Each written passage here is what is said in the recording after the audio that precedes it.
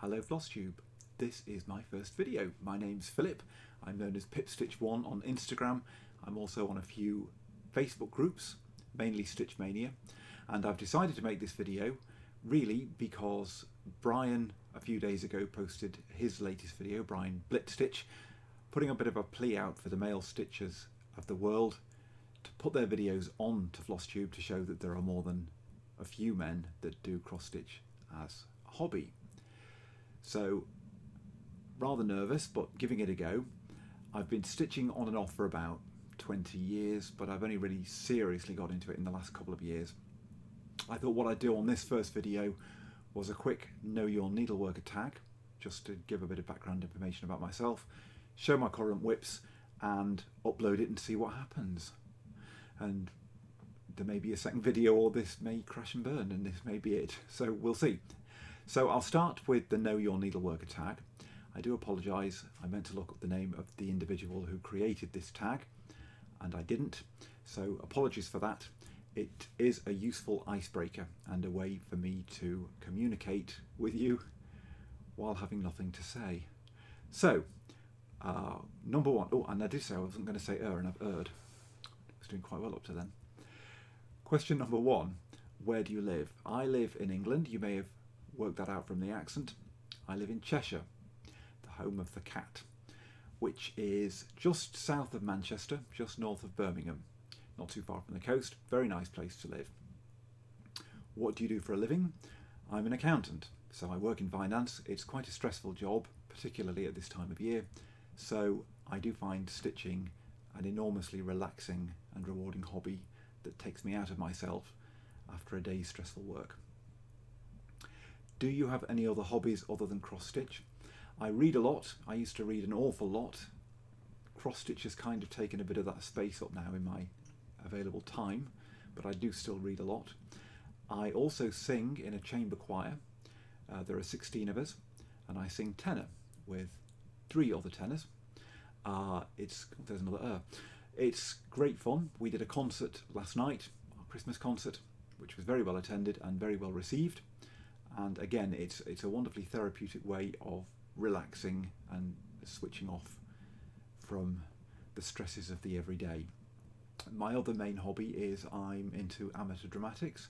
I started that about 10 years ago. I've done about 30 plays, lots of different parts. I was Hale in The Crucible. I played Macbeth this year, go figure. And we just did the Canterbury Tales over the summer. And I'm about to embark on my second directing job.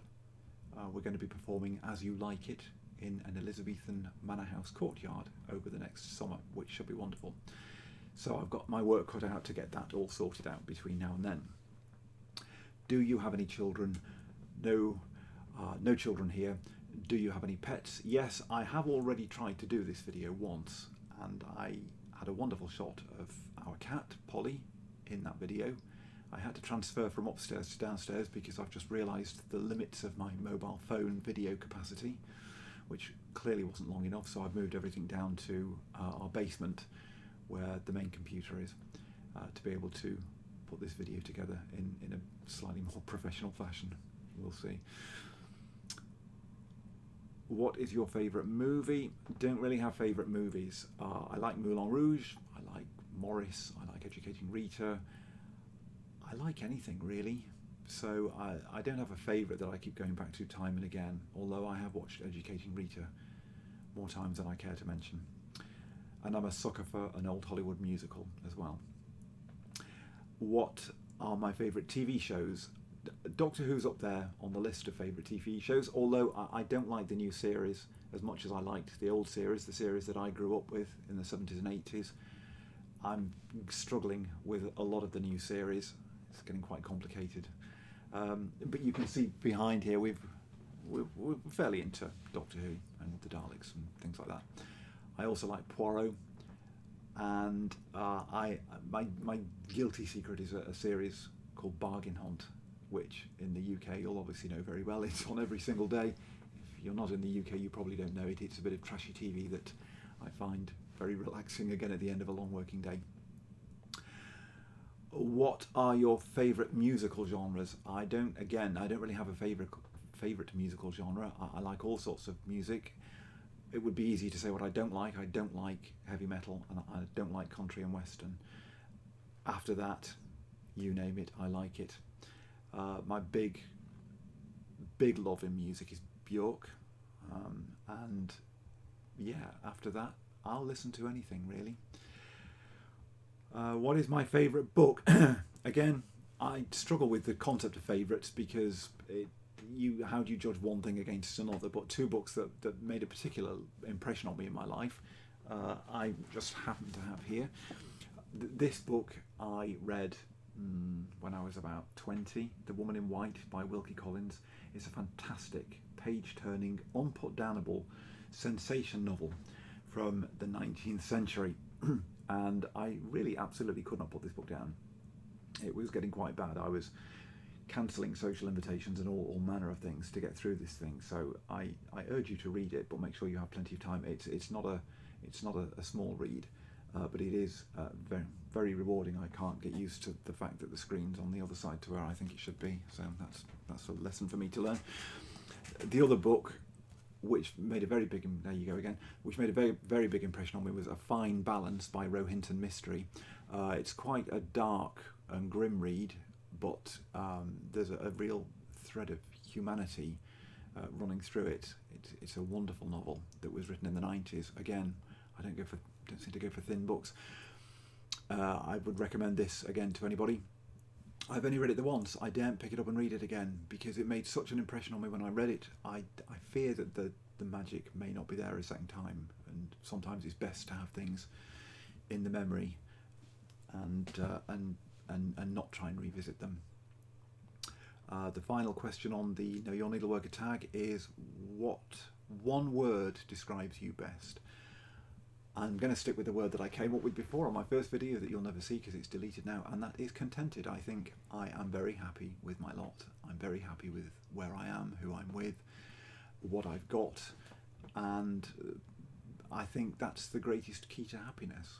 If you can stop wanting something more and just look around and see what you've got, I think that, that's a good key to happiness.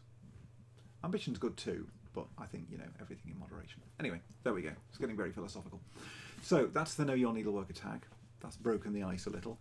I did another What I'm going to show today are my current whips, and depending on whether this actually gets uploaded and you're watching it, whether I ever have the confidence to put another video together. If I do, I can show you some of the things that I've stitched in the past and some of the haul that I've got. I don't have a huge amount. I don't have reams and reams of fabrics and things, but I do have quite a lot of kits that are ready to go. I'm trying to stop myself from buying anything more because it's getting a bit stupid, and I don't think I'm going to get through what I've already got in my lifetime. So it may be time to say nix to all that. But the problem is, you watch Flosstube and someone shows you something fantastic and you just can't help yourself. So my oldest whip to start with, in reverse order, is this. It is, oh come on, get it together. Oop. It's the Janlynn Spring Sampler. Obviously there are 4 of these. You will be familiar with these. Sorry. You will be familiar with these patterns. They're all fantastic. I love them. I love their elaborateness and the fact that there are so many bits to these that you could class each section as a finish. So I started this about 18 months ago and I was doing quite well with it, as you'll see. Then the call of something else came along and I put it down and haven't picked it up since, but I have every intention of returning to this at some point. So there's not a huge amount actually. I made a sort of quite a good start on the top and I was really enjoying it, and as you can see I'm backstitching as I go along. I'm one of those people that isn't a huge fan of backstitch, but actually with this it wasn't too bad, and because I was doing it as I went along, I was consoling myself that I wasn't going to have an enormous task because there is so much backstitch on these designs. So I got it as far as this. I was stumbling a little around here. All the sort of the flowers around here were very intricate and very fiddly and time consuming. There's lots of half stitches and I was enjoying it, but I I picked up something else, and as often happens, this kind of got sidelined. But as I say, I will go back to it. I have the other 3 season samplers from Janlynn. I picked them all up quite cheaply, really. I think this was the most expensive, just to finish the set off. But they're wonderful, and I know other people are doing them. Again, to mention Brian again, I know he's doing the winter sampler, and I know Stitchy Ryan also started the winter sampler. So I know they're very popular patterns, and they're great fun to do, and I will get back to it. So that's number 1, which has been sidelined for quite some time now. The reason I fell off the wagon with that was the call of heaven and earth, which I think eventually hits everybody, it seems like. It sort of came knocking on my door, and I picked this up cheaply in one of the Heaven and Earth design sales. It is the Country Mouse and the City Mouse, which is a design by Scott Gustafsson. I thought it was delightful, a really sweet image. The Country Mouse and the City Mouse is an Aesop's fable. I did a bit of research on it, and again, you know, to go back to my philosophy of life, it's really all about being contented with who you are and what your lot is, and that, you know, maybe the grass isn't greener on the other side. So I had already started one Heaven and Earth design. It was a mini, and I wasn't overly happy with how it was coming out. So this was calling. We all know that feeling, don't we? So I made a start on this. I haven't worked on it for a few months now. I'll explain why shortly, but I am quite a way in. I'm rather pleased with this. Let's see if I can get all this in. Oh, and work out one earth. There we go. There we go. We got there in the end. So there we go. I am over halfway, nearly at the end of the second row. There's another row underneath, and then a part row, and it's done. I'm stitching this on 25 count Belfast linen. I'm doing 2/1. You'd call it tent, but honestly I don't know the difference between tent and half stitch. All I'm doing is putting a half stitch in. I appreciate that has caused me a little problem with a bit of warping, but I hope that a good framer is going to sort that warping out. The coverage is fantastic. The design is fantastic. I look at this and I can't believe that I've done it. The shine on that teapot just amazes me every time I see it. And the fact that it looks like a silver teapot, but there are no greys or silver colours in there. It's all done with reflection. It's fantastic. The mice, as you can see, are starting to appear. They are taking a little bit longer. They're quite confetti heavy, but I don't mind that so much, because huge swathes of this, which side, that side, you really stitch up quite quickly. There are a number of shades of brown in there, but it didn't take long to stitch a lot of this up, and I started to see progress quite quickly. I think the point that I realised that this was a goer and that I was really, really enjoying it and that it was going to be worth the effort was this little spot here, which had a ridiculous number of colours in it. Oh, I can't do this backwards. A ridiculous number of colours in it. There were about 30 odd colours in that tiny little spot, but it just looked stunning when it was stitched up. So it will be coming back into play early next year, and my intention is I'm just going to work on it until it's done. Although I have 4 whips, I'm not really terribly comfortable with having even that many whips. I do kind of like to work on one thing, because the problem with cross stitches, it's, as we all know, a terribly slow process anyway, and sometimes you can work on something for days and days and days and days and days before you see anything that looks like anything. And the thought of putting things away and then not working on them, like with my Janlynn season sampler, which, you know, is making me feel guilty right now, is that you can end up not seeing any progress on anything because these things just take so long. I mean, that's the charm of the hobby to me, is that it takes so long that you can't stitch any faster than you can stitch, and you have to be patient. And in this world where everything's about instant gratification, it's quite nice to have something that's so traditional and so slow paced. You can feel yourself relaxing into it as you're doing it.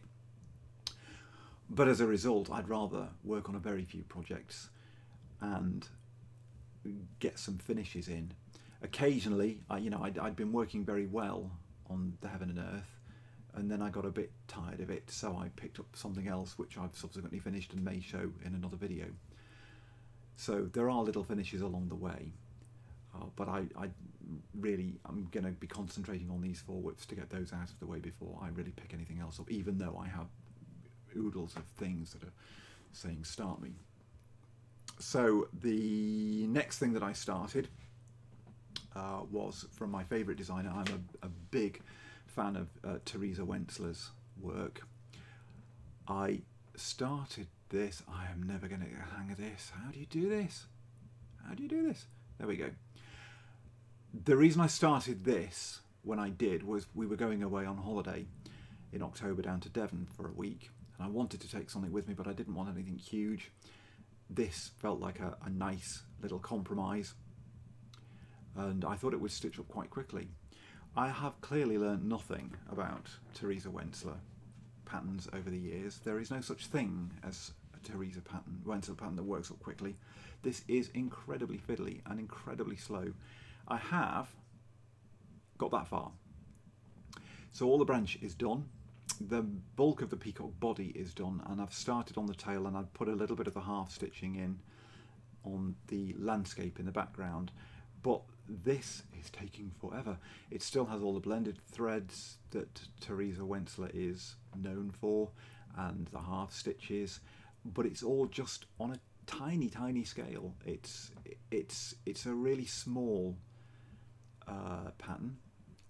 You can see it's not going to be a big thing when it's finished, but it is going to take a lot longer than I thought it was going to take. But I am really enjoying it.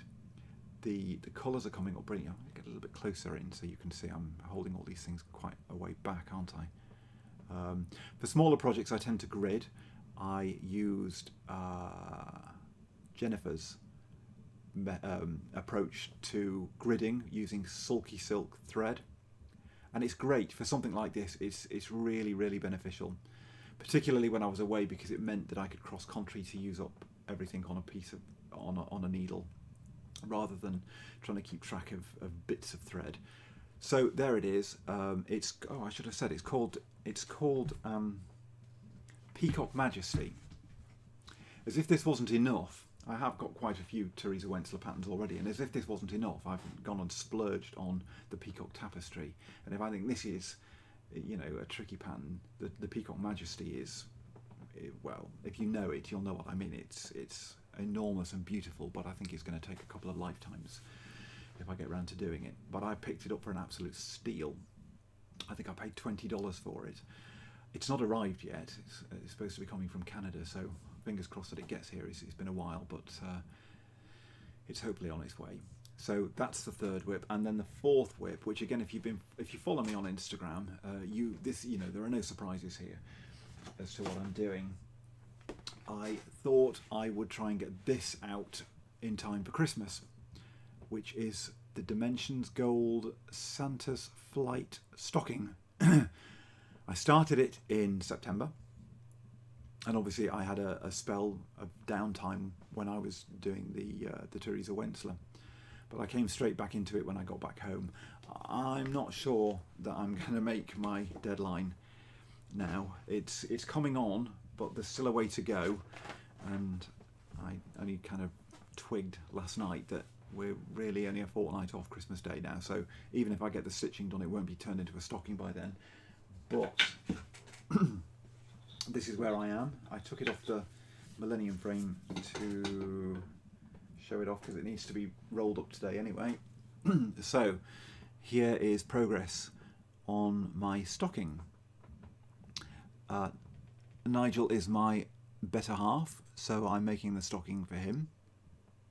I have another stocking that I'll do for me that I bought at the same time, so I won't be doing that until next year at least. I'm not one for doing Christmas things when it isn't Christmas. So it's coming on. The bulk now of the main full stitching is done. There's just obviously this little bit left in the sledge to do, and then there are the sled feet. What do you call those things? The feet. the ski bits at the bottom, and the rest of it's half stitching, which, you know, should be a faster process. So there's hope that I may get the thing, you know, done certainly before the end of December, but I don't think it's going to be hanging on the fireplace before the end of Christmas. I love this design. I think it's really well conceived. I love the angle of it, the sort of the flying over the houses. It's all wonderful, and the arrangement of the reindeer, although I did get a bit sick of stitching reindeer by the time I was on the 8th. I did start to do some back stitching. You can see some of the reindeer have their antlers, and there are little bits and pieces of back stitching done. I stitched Santa's eyes in quite quickly because he was looking really ghoulish without eyes, so they got stitched in pretty quickly. There's a huge amount of back stitching to do. This here, where am I going, is a little sailing ship. It looks like nothing at all at the moment, but it is all fully stitched in. And this little bag of balls really impressed me last week because it looked like nothing until I put the final stitch in, and then suddenly it was a bag of balls. It was great. It's one of those wonderful things with cross stitch that you can spend hours on something and it looks like nothing, and then in the last stitch it suddenly comes to life as something. You'll see I have a very fancy needle minder there. It was an Alice in Wonderland needle minder and the top fell off it, so I'm just using the magnet for the time being. So those are my whips, and yeah, this will be the next thing to get finished. Then I'll go back to the Heaven and Earth. Then I'll perhaps go back to the Theresa Wentz. I don't know, I'm just making it up as I go along. I don't know what I'm going to be doing. I don't know what I'm going to be doing this afternoon, let alone 3 whips down. So I'm probably going to leave it there for this one. It's only short. I just wanted to see if I did have the confidence to put something up. Brian had obviously put his plea out. Well, not really a plea, but said, you know, that there aren't many male stitchers out there, and it's nice to know that there are male stitchers. It's nice to know there are stitchers, to be honest, because goodness knows I don't know anybody in my real life who stitches. My mum used to. She stopped stitching now. She does other crafts. And this is a hobby that I don't really share with anybody. It's something that I don't talk about.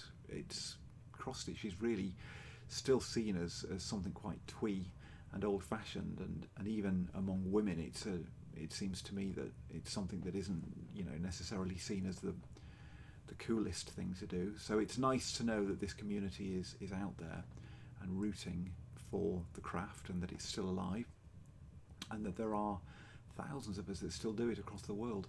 So there we go. I hope you enjoy this. If you don't, I won't make another, and I'll just quietly take it down, and we'll pretend this never happened, which may be what happens in the end, but we'll see. So I hope you're all enjoying whatever you're stitching on, and that you're having a great weekend, and I may see you again. Bye for now.